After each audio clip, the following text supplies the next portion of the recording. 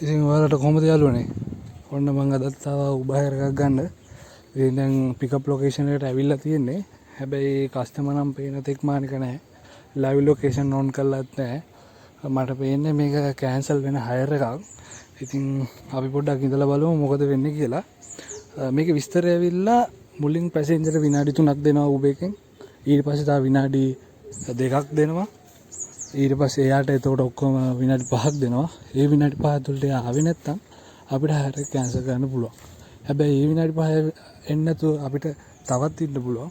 එහෙම හිටියොත් අපිට 12යි 75ක් දෙනවා. හැබැයි ඒකට හයර් එක ස්ටාර්ට් කරන්න ඕනේ.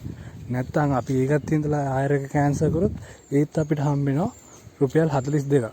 ඒ කියන්නේ අපිට සම්පූර්ණයෙන්ම හම්බ වෙනවා රුපියල් 50ක්.